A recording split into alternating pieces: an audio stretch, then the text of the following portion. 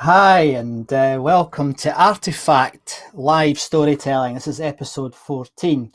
My name's Scott MacArthur. I'm really quite excited about tonight because it represents a confluence, if you will, of all the things I've been talking about for the last 14 weeks. And I think that the subject of tonight, music, is one that there is so much ground we can cover. And my guest tonight, Tom Morley, and I think we could speak for a month on this, Tom, don't we? And so we will do our best to keep us in the 50-minute time frame, but it's something that I think is really important. And more than that, it's something that we very rarely look at in great depth in the world of personal development or corporate development. So also, I think there's an edge here that we can give you. So that's exciting as well. Now, as ever, we've had some fun with the technology. It seems to be the running story with Restream at the moment. So I doubt very much my chat's going to work, but I'll be able to see the chat in the various streams. So don't worry, I can still see your contributions. So don't panic if it takes me a couple of seconds to respond to your comments. But if you could let us know who's here, that would be great. And we'd really appreciate it. Now, before I introduce Tom, I'm gonna start unusually. I'm going to start with an artifact, but let me just double check this stream's going here. It is. It's all going fine. And I'm going to go back to my artifact wall behind me. I had complaints. They flooded in that my background was looking a bit too corporate, so I've gone back to my favorite background, which is the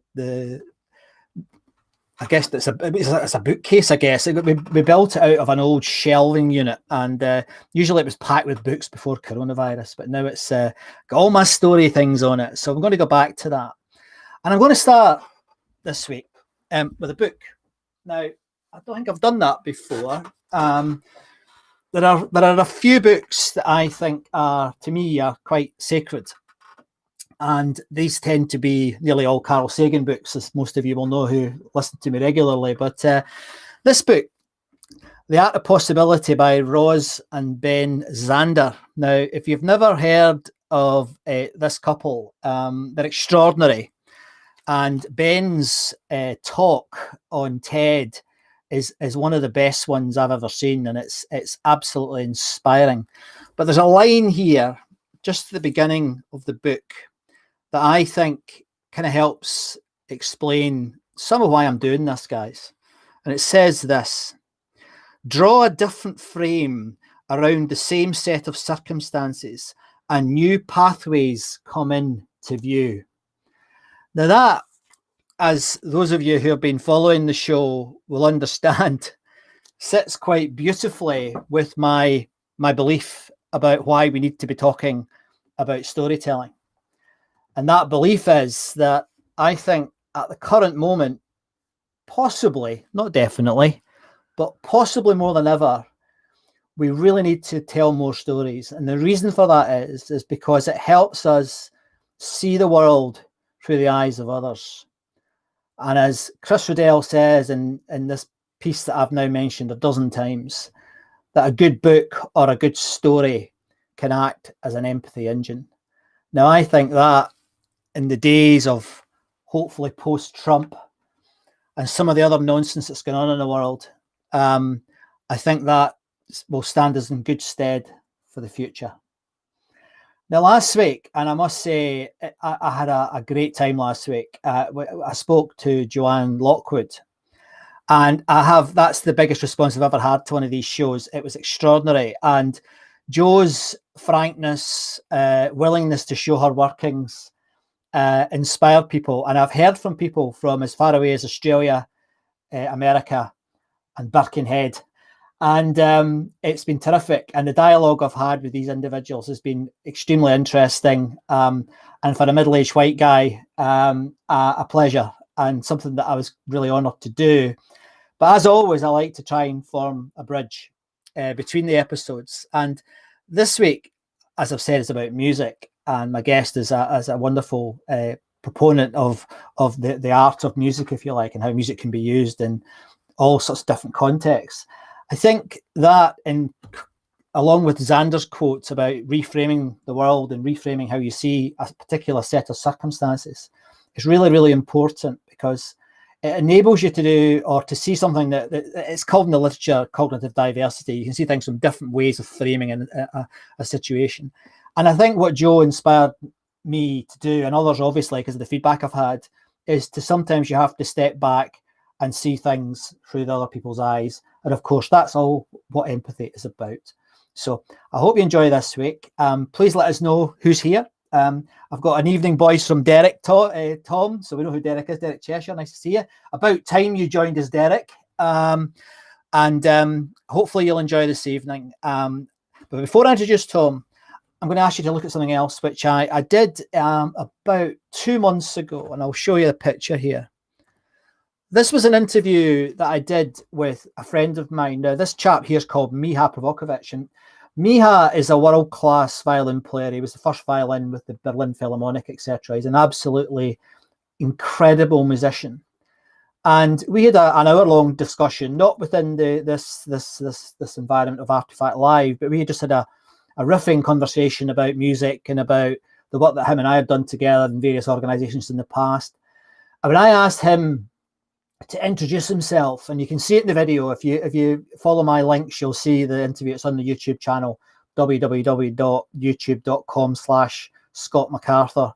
If you look at his video, when I asked him to introduce himself, he had this huge smile on his face, and he had his violin in his hand, and he went, "Scott, I'm polyphonic." And I'm hoping that if you've never heard of that word before, Tom and I will demonstrate what polyphonic means in the next half an hour or so. But with no further ado, I'd like to introduce my friend and my guest tonight, Mr. Tom Morley. Tom, welcome to Artefact Live. Hello. How are you? Yeah, I'm good. Good. It's good to see you. Looking positively underdressed as normal, my friend. So, without giving it all away, give us an introduction to Tom Morley. Who are you, Tom? I'm syncopated. Oh, another smart word. No, I'm a polymath. When you said that about being polyphonic, I thought, yeah, I'm a polymath. I'm an empath, an introvert, and also that I don't know if you've read a book. It's called The Highly Sensitive Person, and in that, the author describes how, I mean, if you believe that we come from monkeys in their tribe, I think something like 5%. When I'm going to do the storybook version here. Monkeys are all going through the jungle hungry. They see some food on the trees. 95% of them run towards it and start scoffing themselves. 5% are the lookouts. They look for predators because everyone's distracted eating, so they're checking out all the time. What's going to change? What's going to change? And if a predator comes, they set up the alarm. Everyone scarpers. They get fed by the rest of the tribe. Let's say, I don't know what the collective noun for monkeys is. Let's say it's a tribe. So if we believe that we come from monkeys, that 5% of us are the lookouts. We're the ones who don't fit in with the normal way of just going out to work and getting money for food. We're the lookouts. We're the magicians. We're the artists. We're the ones who kind of go, I don't think you should be doing that. We can watch the government, current government, and go, no, you don't think about the short term, think about the long term, because that's in our DNA. And the government will go, no, we just want to win more votes. Bread and circuses, that'll do. And so we don't fit in at all. There'll be some people out there going, that's me. I was an introvert. I'm an empath. I feel it when there's an earthquake somewhere, and so we have no choice really but to go into the arts. We don't fit in anywhere. So what was the question? So that's a lovely answer. That was completely not the answer to the question I asked, which I love about you, Tom. Give the guys a feel for you in terms of your background. Then I mean, you've given us a sort of this is how your brain works and how you fit in or not, which is a great start. But what's your background? Well, my background. I mean, I was the youngest of 4 boys in a poor family living up a dirt road. And I would see my brothers who were a gang. They were like marauding monkeys. And I'd always be going, no, I don't think you should do that. So, but I was also very shy. So I spent my life kind of up until I was about 13, seeing what was going wrong everywhere. And then by the time, with the boys and girls started to get interested in each other, I thought, I'm never going to get laid like this. I'm too quiet, So I started growing my hair. It was the late 60s. Luckily, it was quite frizzy, so I looked like Jimi Hendrix, white version. And one of the best looking girls in the school really loved Jimi Hendrix. And I used to carry these albums, around, which were like flags in those days. Yes. This is me, I mean, it's very easy. So I just got propelled suddenly into being the guy. I didn't speak much, but I learned to dance at parties, and especially with this beautiful woman. So we just became the life and soul of the party. And if you're asking about me, I've done that all my life. That's what I do now in the corporate world. I'm the life and soul of the party, even online. So I learned that at 13. It was all just so I could get laid, really. And then you went to art school after that. After you left school. Yeah. And the thing about art school, if you go to art school, right?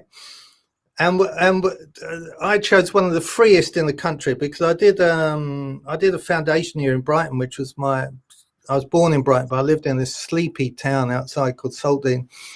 And I felt a bit sort of tethered to home. It's a terrible thing to go to college or university in your hometown because you've got your old friends and new friends. So I chose for my 3 years, I went up to Leeds.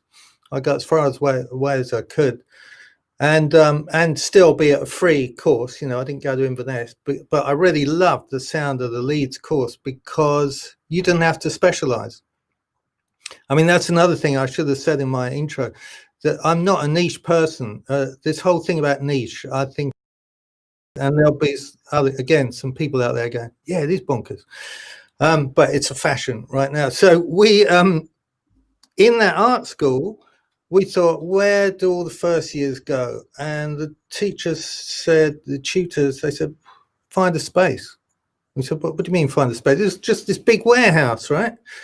And it had all these second, third, all these people, and they said, just find. And we said, well, there isn't any space. They said, go and find some. So we had to sort of go and perch on the end of someone else's space, and then gradually, and it really was by impressing people with our work, they'd go, oh, you need a bit more space for that, don't you? And they go, all right, you can have a little bit of mine. Yes. So we had to learn straight away, if we want to get any work done, if we want to use any resources, if we want to put on a performance, we've got to create a space. It's not, and 3 years of that, man. you can't come out in the world and do anything other than say, I want to go over there and do that, and create space, which is, I mean, it's a crazy education. I don't think you could get it now, that kind of thing. Really?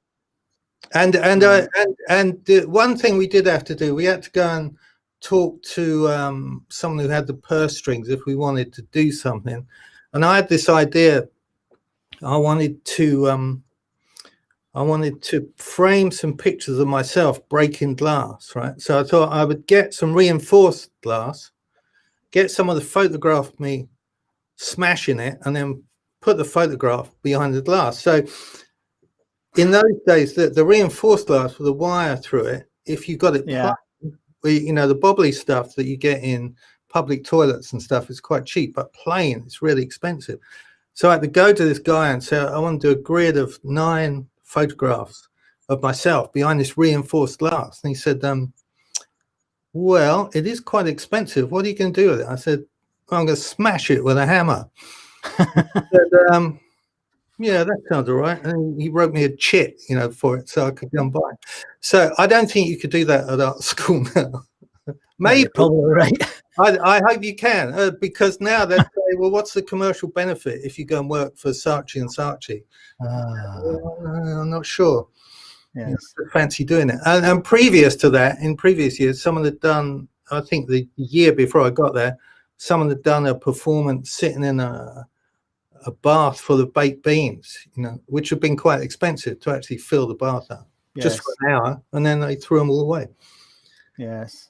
I've only ever seen that on sort of children in need and. Really? Yeah. I think I saw John Noakes from Blue Peter doing that one year. Well, let me tell you, it's very serious performance art. So after college, you got into the music industry. Yeah, well, we formed. That's where I met Green from Scritti, and Neil is his mate, who wasn't at the art school, but he came to live with us. Yeah, and we were concerned about social change. Being the foraging monkeys, we were looking around. What's dangerous? Well, the government's fucking dangerous. Excuse me, the government's dangerous. It's Thatcher. So we thought, well, we'd better go and change things. Now, you cannot change things. I'm sorry, visual artists, but you cannot change things by putting something on the wall and hoping someone's going to get the message from it. Well, you can, actually. I mean, Banks is a regular, mate. Banks is a regular of this show.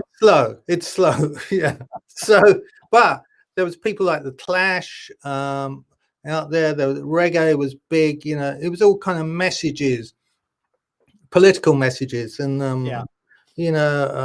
Karl Marx sewn onto shirts and stuff. We're very left wing.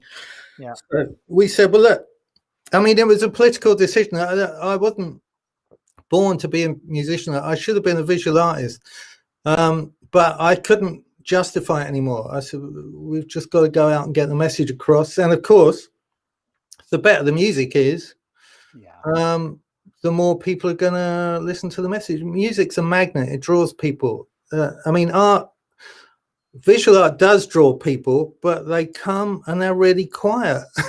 Yes. Whereas music draws people and they come and they're really loud. And you can say, this is my message. You don't have to decipher it from the way I've put these colors together. There's some people out there hating me now. I can feel it, but it's all in code. If you're saying smash the state and it's got a good beat to it, people go, I wonder what they mean by that. So we started off really political. We had songs about hegemony and Jacques Derrida and Lions After Slumber. It was all, come on. Yeah. Let's be the revolution. The name of the band, actually, Scritti Politti, was from a political environment as well, wasn't it? Gramsci, who wrote, the romantic version is probably wasn't so romantic from him, but he wrote about hegemony, which you probably know hegemony is how you control the masses by controlling the common sense, not with guns. So if you can get people saying an honest day's, pay for an honest day's work, you can't change human nature, by the hand that feeds you, then you don't need to whip them into line. They're whipping themselves into line, like ragged trousered philanthropists say. So so we just thought, well, let's go and be musicians then. That seems to be the thing to do. And then we kind of got stuck like it. And then after that, you obviously things moved on, and you left the band, and then you started to look for your next step. Now, I've obviously heard the story before, but you went to France, Tom, and there was a moment. I think it's worth, because I didn't mention to you beforehand. I would ask you that question about that to explain that, but it's actually one of these. It's very relevant to today, because I think it was probably one of your I hate using the word, but it was a pivotal moment, wasn't it? Yeah. Absolutely, So what happened? What happened in France? Because it's a good story in terms of explaining what we're going to talk about for the next 20 minutes. Okay.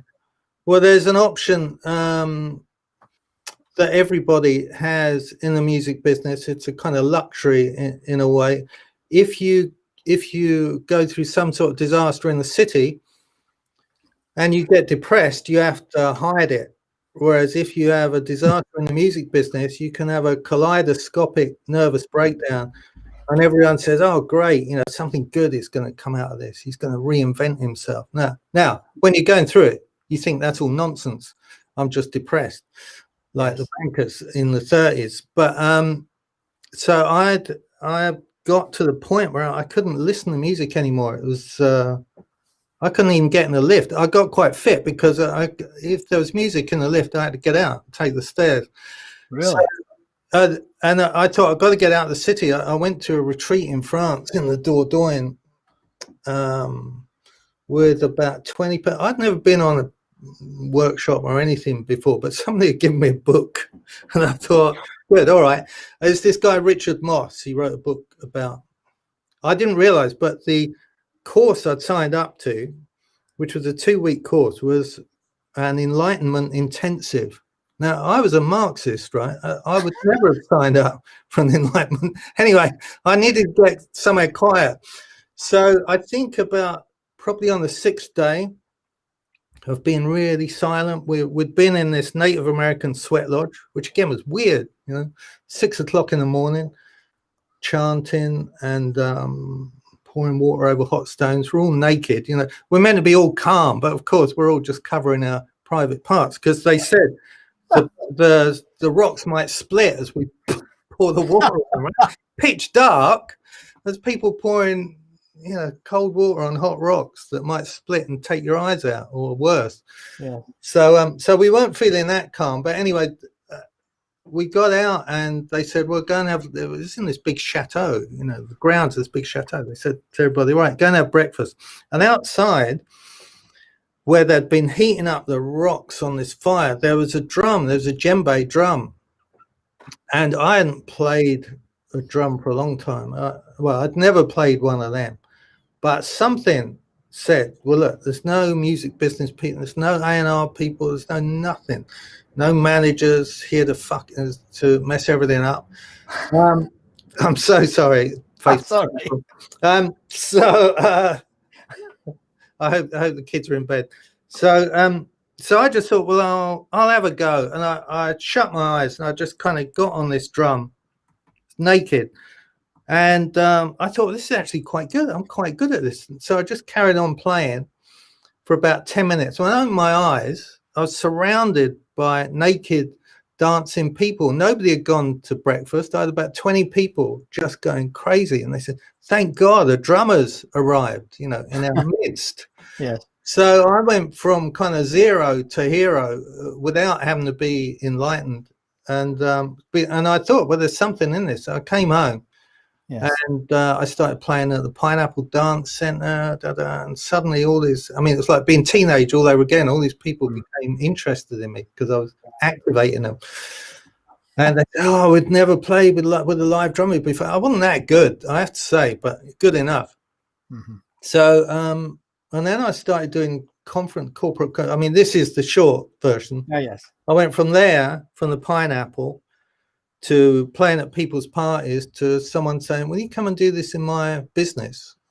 And I borrowed a whole load of drums from another mate of mine, Doug Manuel, if he's watching. He's now works in Switzerland. And so he lent me his drums and I went and did this corporate thing. They loved it, absolutely loved it. So that kind of led me to where I am now. Right.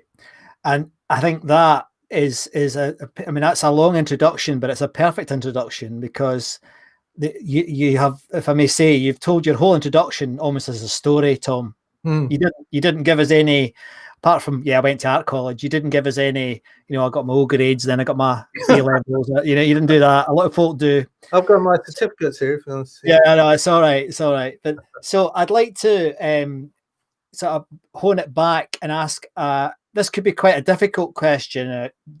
I don't really care. Sorry, but often, and we've done this on the show before, we've said things like, if a picture is worth 1,000 words, why don't we all use pictures? But if a picture is worth 1,000 words, how much is a melody worth?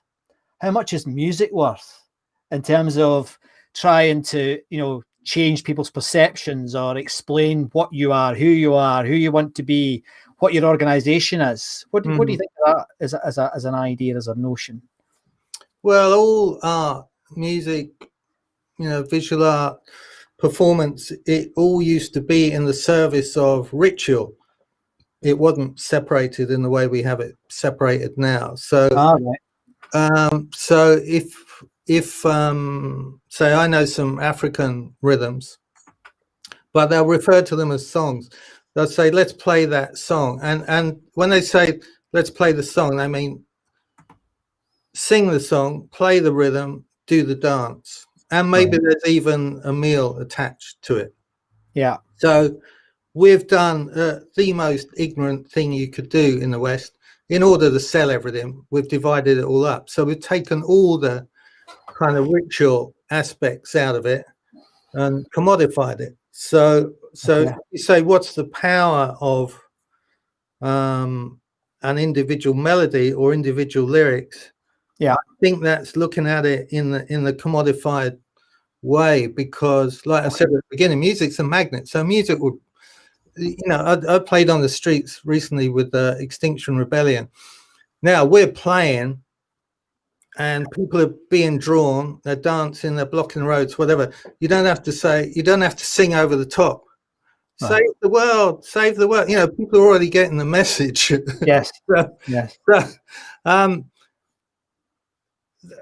So that aspect of music interests me more than anything as a ritual, because people, people are always talking about measurable results, right? So if I get everybody grooving at a conference and they're all getting connected to their spirit, to their hearts, they're connecting with each other, they're losing their inhibitions, they're feeling young again, all sorts of chemicals are getting activated. I don't need to sing over the top. Let's all be happy and connect. Aren't we all lovely? That's why all those people who go, reach out and touch. You go, you don't have to tell us, mate. We're already doing it. We're doing it kind of internally. Yes. No, I mean, Diana Ross is a good singer. But I think that's where people make mistakes with all art. They go with the commodified aspect of it, and it's wrong. It's in the service of ritual, and those rituals are designed to make those chemical changes in our body and connect us as a community. It's not entertainment.